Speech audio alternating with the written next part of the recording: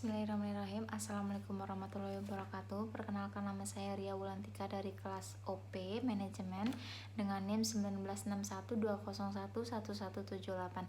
Saya ingin menerangkan tentang bab 8 mata kuliah GCG oleh Bapak Hamdani, yaitu organ dan struktur tata kelola perusahaan. Organ dan struktur tata kelola perusahaan terdiri dari rapat umum pemegang saham atau RUPS, Dewan Komisaris dan Direksi mempunyai peran penting dalam pelaksanaan GCG secara efektif.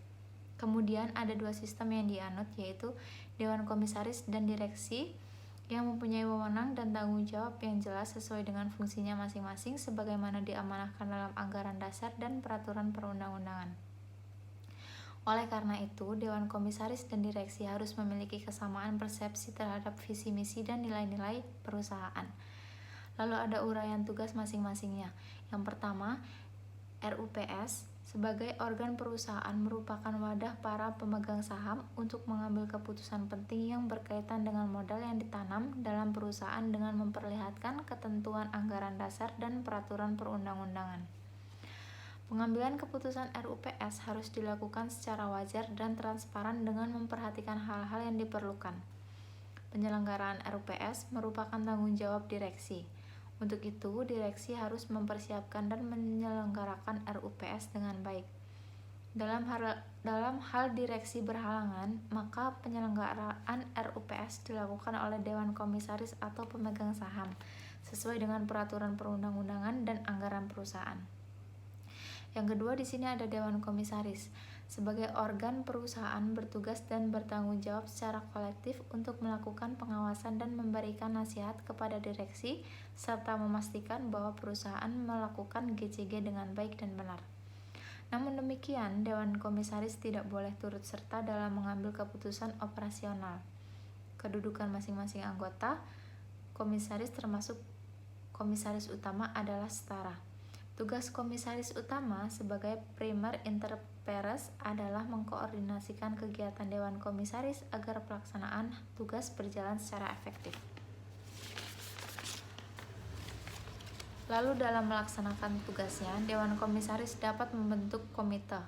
Usulan dari komite disampaikan kepada Dewan Komisaris untuk memperoleh keputusan. Bagi perusahaan yang sahamnya tercatat di Bursa Efek, perusahaan negara, perusahaan daerah, perusahaan yang menghimpun dan mengelola dana masyarakat.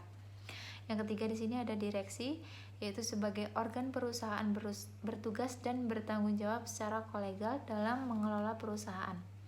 Masing-masing anggota direksi dapat melakukan tugas dan mengambil keputusan sesuai dengan pembagian tugas dan wewenangnya.